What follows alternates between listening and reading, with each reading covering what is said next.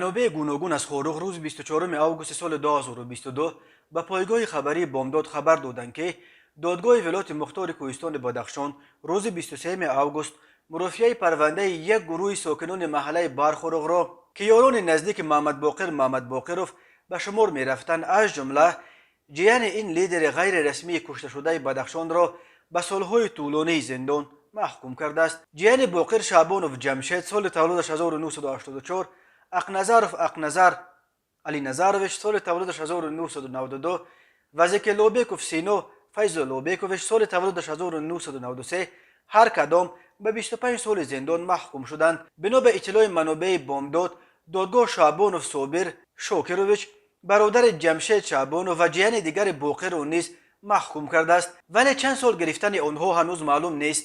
مقامات تا کنون صدور حکم این گروه ساکنان برخوروغ را شرح ندادند و معلوم نیست که آنها را مشخصا بر اساس کدام ماده قانون و با چه اتهام محکوم کردند.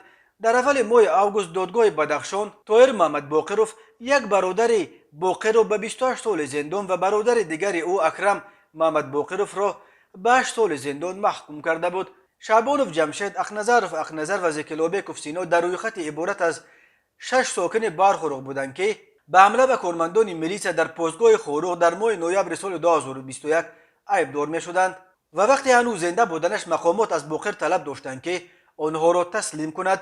باقر که سپاریدن این یارانش را رد کرده بود، روز 25 ماه سال 2022 به طور مرموز در محله باین در کنار برخوروغ کشته شد. روز 27 ماه 5 روز بعد کشته شدن باقر، جیانش جمشید شعبانوف و اقنظروف خود را به مقامات تسلیم کردند. ریاست وزارت کارهای داخله در ولایت مختار کوهستان بدخشان آن وقت با نشر یک گزارش ویدیویی مفصل خبر داد که اقنظر و شعبانوف جمشید برای جنایت‌های چون حمله به کارمندان مقامات، افباشی و ممانعت به دولت سعودی تحت جستجو قرار داشتند. به مقامات حاضر شدند. میلیسای بدخشان گفته بود که شعبانوف و اقنظروف در نتیجه بردن کارهای فرماندهی خود را به مقامات سپاریدند. در گزارش نشر کرده میلیسا آنها از کرده خود اظهار پشیمانی کرده بودند. در چه شرایط به دست آمدن این اعتراف از زبان شعبانوف و اقنظروف روشن نیست، ولی در ویدیو نشر شده دیده میشد که هر دو اعتراف خود را از روی کاغذ خوانده ایستادند. اما در میلیسای بدخشان گفتند که اقنظر و شعبانوف